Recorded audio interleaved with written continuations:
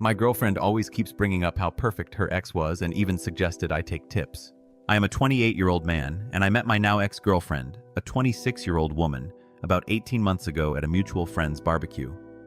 From the moment we started talking, the connection felt natural and instant. She was sharp-witted, charming, and had a sense of humor that could light up a room. We bonded over shared interests like hiking, road trips, and a mutual obsession with trying out obscure diners and street food.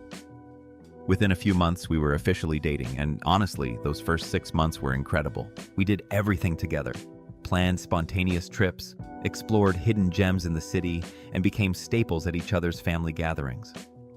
Friends and family often commented on how we complemented each other, saying things like, "You two are so in sync."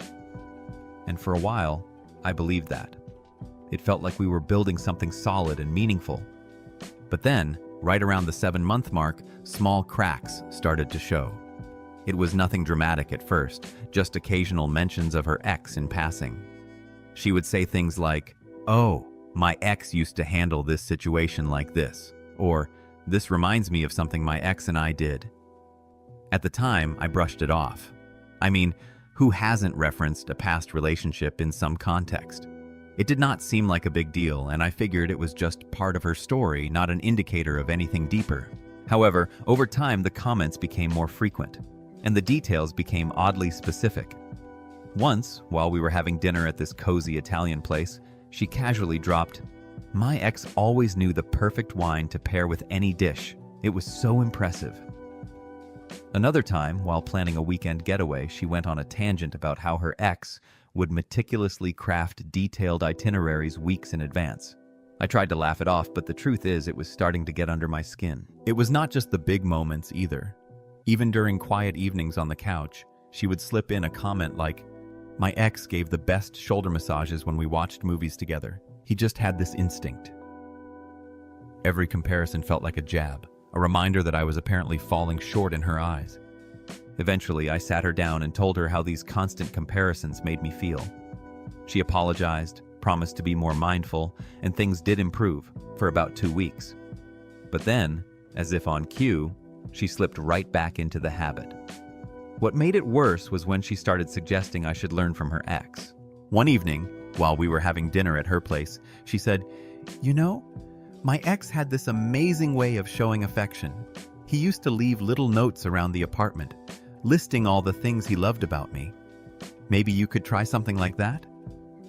Another time, after we had a minor disagreement about dividing household chores, she said, "My ex and I had this system where we split tasks based on our schedules, and it worked perfectly. You should consider doing it that way."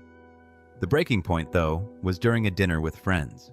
Someone casually asked about our plans for the holiday season, and before I could say a word, she jumped in with, "My ex used to surprise me with these incredible weekend getaways every Christmas. He planned everything down to the tiniest detail. Maybe you could take a page out of his book?" Our friends exchanged uncomfortable glances, and I felt utterly humiliated. That night, I decided I needed to understand this obsession. I asked her more about her ex and why they broke up. What she said made everything click. Her ex had ended their 3-year relationship by gradually becoming distant over a month, then taking her to their favorite restaurant, where he calmly explained that he had outgrown the relationship and needed to move on. She described it as the most mature and considerate way to end things, speaking about it with a mix of admiration and lingering attachment. At that moment, 2 things became painfully clear. First, she was not over him. Second, she was trying to shape me into his image. The cherry on top? She seemed to idolize how he broke up with her, calling it respectful and thoughtful. That was when I decided to give her exactly what she seemed to want, a breakup just like her ex's. For the next few weeks, I meticulously planned my exit. I started mirroring the distance her ex had created. Nothing too obvious, just small changes. A missed goodnight text here, a slightly less enthusiastic response there. I kept up our routine, but added subtle cues to signal that something was off. Finally, I made a reservation at what had become our favorite restaurant. By then, her behavior had only solidified my decision. She continued with her comparisons, entirely oblivious to how hurtful they were. When the evening came, I followed her ex's playbook to the letter. Over dessert, I calmly explained that I had outgrown the relationship and needed to move on. Her reaction was a mix of confusion and devastation, but also, oddly enough, a hint of recognition. Maybe she realized what was happening, or maybe she was just stunned. Either way, I walked away knowing I had given her exactly what she seemed to admire so much. Now, a few weeks later, I am still processing everything. Was it petty? Maybe. But honestly, after months of being compared to someone else, I felt like it was the only way to reclaim some sense of self-respect. And who knows? Maybe now she can finally move on. For real this time. When I first started dating her, it was clear she carried a lot of emotional baggage from her previous relationship. I didn't think much of it at first. Everyone has a past, right? But as time went on, it became increasingly difficult to ignore just how much her ex still seemed to be a part of her life. It wasn't the typical mentioning the ex here and there kind of thing. It was as though he was always in the room with us, like some invisible third party I hadn't signed up for. The first time I noticed it, I shrugged it off. I had surprised her with flowers, carefully choosing a bouquet I thought she'd love. Instead of the joy or gratitude I expected, she commented on how her ex always knew her exact favorite flower variety, down to the season. It stung a little, but I told myself it wasn't a big deal. Then there was the time I cooked dinner for her. I spent hours perfecting an authentic Italian recipe I thought she'd enjoy. As we sat down to eat, she launched into a story about how her ex had learned to cook Italian dishes during his time studying abroad and how he made the best carbonara she'd ever had. That one was harder to brush off. It was like every thoughtful gesture I made was being graded against the ghost of a relationship past. It only got worse from there. The weekend before our planned dinner, she hit a new low. We were at a friend's engagement party, surrounded by happy couples and festive energy. Yet, she managed to monopolize the conversation for nearly 20 minutes, telling a group of strangers about how her ex had proposed to his new girlfriend. She'd found out through social media, and the details of the proposal seemed to fascinate her endlessly. According to her, it was the epitome of creativity and romance. "He always did have a way with grand gestures," she said with a wistful tone, giving me a pointed look as if to say, "Take notes." I stood there, drink in hand, playing the part of the understanding boyfriend while silently finalizing the plan that had been forming in my mind for weeks. I made a reservation at the upscale French restaurant we had discovered together 3 months into our relationship. I chose a Thursday evening, just as her ex had once done. I even dressed in a way she had once mentioned her ex would dress for important occasions: buttoned-up shirt, tailored slacks, and a hint of cologne she had casually praised. It felt ironic, almost theatrical, but I wanted her to understand exactly what this dinner was about. The evening couldn't have been more perfect, at least on the surface. The weather was mild, with a light breeze that added to the ambiance. The restaurant was lively but not overcrowded, and we were seated at a cozy corner table that offered just the right amount of privacy. She was in a great mood, practically glowing after receiving a promotion at work. For a brief moment, I almost felt guilty for what I was about to do. Almost. As we settled in, she predictably began talking about her ex again. This time, it was about how he had celebrated her last promotion with a surprise party. "He was always so thoughtful," she said, her eyes sparkling with nostalgia. I let her finish her story, nodding along as if I hadn't heard 1,000 versions of it before. When she was done, I set my wine glass down and smiled. "You know, all these months of hearing about your ex have been really enlightening," I said, keeping my tone calm and measured. She looked surprised, probably because I'd never directly addressed her constant comparisons before. "What do you mean?" she asked cautiously. "Well," I continued, still maintaining that calm, measured tone she had once praised her ex for using, "I've learned a lot about what you value in a relationship. It's helped me understand exactly what needs to be done." Her face lit up and I could see the wheels turning in her head. She probably thought this was leading to some grand gesture where I'd promised to be more like her perfect ex. "Really? That's so mature of you to take it that way. I always thought if you could just learn from some of his approaches." "I have learned," I interrupted smoothly. "I've learned that you're not over him. I've learned that you're trying to recreate your relationship with him through me. And most importantly, I've learned exactly how to end this relationship in a way you'll appreciate. The color drained from her face as realization began to dawn. "What are you saying?" she whispered. "I'm saying that, just like your ex, I've realized I've outgrown this relationship. And just like him, I'm ending it in what you've described as the most mature and considerate way possible. At our favorite restaurant, with a calm and rational explanation." Her face went through a rapid series of emotions: shock, confusion, hurt, and then anger. "This isn't funny," she said, her voice barely above a whisper. "I'm not trying to be funny," I replied, keeping my tone even. "I'm doing exactly what you've spent months praising. Breaking up with someone at their favorite restaurant, after a period of gentle distance with a calm and rational explanation. Isn't this what you called the perfect way to end things?"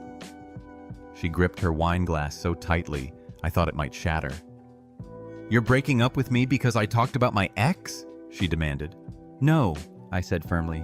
"I'm breaking up with you because you're clearly not over your ex, and you've spent our entire relationship trying to turn me into him. The constant comparisons, the endless stories about how he did things, the helpful suggestions about how I could do things like he did. It's not healthy for either of us." "That's not fair," she protested. "I was just trying to help our relationship grow. He had some really good—" "You're doing it right now," I interrupted.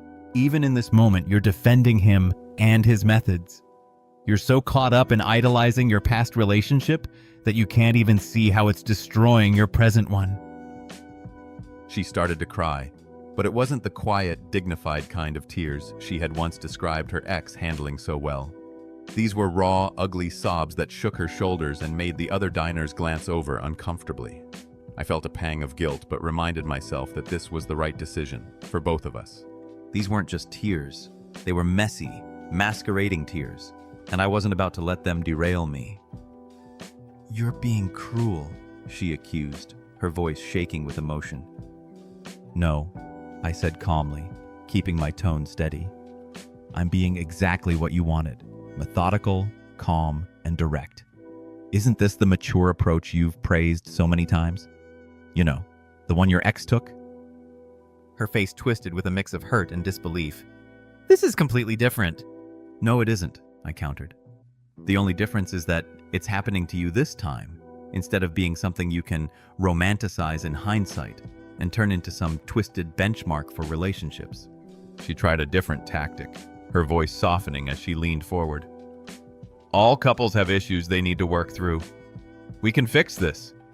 Maybe we could try couples counseling?" I tilted my head, pretending to consider it for a moment before delivering the question I already knew the answer to. "Did you and your ex try couples counseling?" She hesitated, then shook her head. "No, but—" "Then I'll pass," I interrupted. "I wouldn't want to deviate from the perfect breakup model you've been advocating all this time." At that moment, the waitress approached our table, her smile faltering as she caught on to the tension. Without a word, she turned and retreated, leaving us alone in the awkward silence. My now ex grabbed her purse and stood up abruptly, glaring at me. "You planned this whole thing just to hurt me," she accused, her voice laced with indignation. "No," I said, meeting her gaze. "I planned it to give you exactly what you've been glorifying for years. I even made sure to choose Thursday night, just like he did. I'm wearing the kind of outfit you mentioned he wore for serious occasions. I picked a nice restaurant, just like he did. I'm being calm and rational, just like he was. I'm giving you the perfect breakup experience you've talked about so much. The only difference? This time, you're experiencing it instead of reminiscing about it." She stared at me, a mix of anger and disbelief flashing in her eyes before she stormed out of the restaurant. But that wasn't the end of it. Oh no. Over the next few weeks, her behavior showed me exactly why her ex had chosen such a calculated approach to ending things with her. First, she started showing up at my apartment unannounced. The first time, I answered the door but kept the security chain in place. "Your ex probably didn't appreciate unexpected visits either," I said dryly.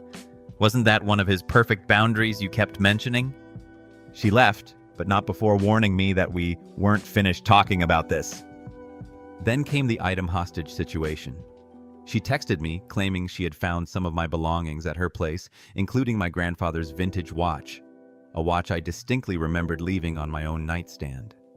She insisted I needed to come over in person to get them, saying we should talk things through face to face like mature adults. The irony of her trying to manipulate a meeting while preaching about maturity wasn't lost on me. I responded with a simple text. Interesting. I've been recording the locations of my valuables ever since you started comparing me to your ex. I have dated photos of my watch at my apartment. Would you like me to involve the police in retrieving my lost items? The watch mysteriously appeared in my mailbox the next day. But her most entitled move came during a dinner party at our mutual friend's house. Somehow, she had convinced them to invite both of us, conveniently leaving out the fact that she would be there. When I arrived, she was already there, armed with a folder full of printed photos and screenshots of us together, along with a PowerPoint presentation. Yes, really. Analyzing our relationship and listing all the ways we could fix things. In front of everyone, she tried to stage what she called a relationship intervention. She even prepared a detailed schedule for how we would rebuild our connection, including mandatory daily phone calls and weekly date nights where I would learn from her ex's best practices. Our friends looked mortified as she launched into her presentation, clearly believing this was her power move. In her mind, she thought that in front of an audience, I would either have to go along with her plan or risk looking like the unreasonable one. Instead, I calmly pulled out my phone and played a recording from our last dinner together, the one where she had spent 10 minutes describing how her ex's method of breaking up was the most mature and considerate way possible. Then, I played clips from several other occasions where she had praised his breakup approach, followed by snippets of her numerous comparisons between me and him. Since she was so fond of presentations, I said, "Here's evidence of why this relationship ended." Her face went pale as the realization set in, and she stormed out yet again. But this time, there was no grand comeback, no manipulative ploy to reel me back in. Just the stunned silence of our friends, who now understood the full extent of the situation. Now, would you like to explain to everyone why it is considered mature and reasonable when he does something, but completely unacceptable when I follow the exact same approach? This double standard was a constant in our dynamic, and it all came to a head after the breakup. She stormed out of the dinner party in tears, but even then, I could tell that her attempts at manipulation weren't over. A week later, she orchestrated what I can only describe as a truly bizarre recreation of one of our past dates. She went so far as to reserve the exact same table at the French restaurant where I had broken up with her. Then, she recruited our mutual friends, convincing them to persuade me to attend what she framed as a group dinner. When I arrived, it was immediately clear that I had been set up. There she was, alone at the table, wearing the same dress she had worn on our first date. To top it off, she had a slideshow queued up on her tablet, complete with pictures and charts. The entire presentation compared our relationship timeline with a previous relationship she claimed was her gold standard for success. Honestly, it was surreal. Without saying a word, I turned around and walked out, but she followed me all the way to the parking lot. Her persistence was relentless, as she tried to argue that I was failing to follow the so-called relationship resolution protocol her ex-boyfriend had once established. According to her, I was supposed to grant her exactly 3 chances to fix things because that was what her ex had done before their final breakup. It was as if she had an instruction manual for relationships, and I was just another entry in her system. Things escalated from there. Her next move was to reach out to my sister through social media, a bold and desperate attempt to involve my family. She sent my sister a long, detailed document titled, "Why Your Brother Needs to Follow the Proven Breakup Recovery Steps." It outlined her expectations for how I should handle our situation, complete with footnotes referencing her ex's past behavior. My sister, who had already heard plenty about her antics from me, did not waste any time. She blocked her immediately and forwarded me the screenshots of their conversation. That alone should have been a wake-up call, but instead, she doubled down. The entitlement reached an entirely new level when she somehow obtained my email address through a mutual friend and created a shared online calendar. She titled it Relationship Restoration Timeline and populated it with daily reflection sessions and weekly improvement meetings scheduled for the next 6 months. Each entry came with detailed agendas comparing her ex's conflict resolution strategies to the methods she thought I should adopt. It was equal parts obsessive and absurd. I dealt with it by setting up an automatic email filter to decline all her calendar invites. The auto response read, "Sorry, I am busy taking tips from your ex on how to maintain boundaries post-breakup." Her persistence didn't end there. The final straw came when she showed up at my gym, a place she had never been a member of before. It was obvious she had signed up purely to orchestrate yet another chance encounter. She approached me while I was on the treadmill, armed with yet another folder of so-called relationship improvement strategies. This one focused on how couples could bond better through joint workouts, citing her ex's fitness routines as the gold standard. I stopped my workout, turned to her, and spoke loud enough for everyone nearby to hear. "You know what I've learned from all your stories about your ex? That he was absolutely right to end things with someone who cannot respect boundaries. I am calling the gym management to report this harassment, and my next call will be to discuss a restraining order. Would you like to explain to a judge why you are stalking me with PowerPoint presentations about your ex-boyfriend's habits?" That finally seemed to break through her delusions. The color drained from her face as the reality of her behavior began to sink in. She quickly left the gym, and thankfully, I haven't seen her since. According to mutual friends, she is telling people that she is taking a break from dating to focus on personal growth. Good for her, if it is true, though I remain skeptical. It has been 3 months since all of this unfolded, and I have had time to reflect. While my method of breaking up might seem calculated to some, it was absolutely necessary to pierce the bubble of idealized past relationships she was so fixated on. Sometimes, the only way to show someone how toxic their behavior is to let them experience the consequences of it firsthand.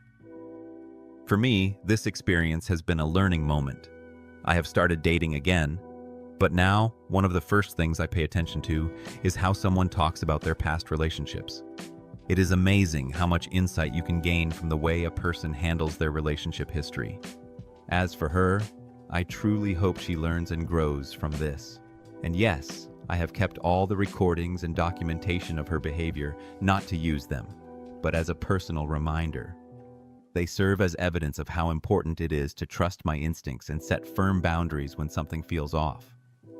Moving forward, I am committed to protecting my peace and ensuring that the people I let into my life value and respect that.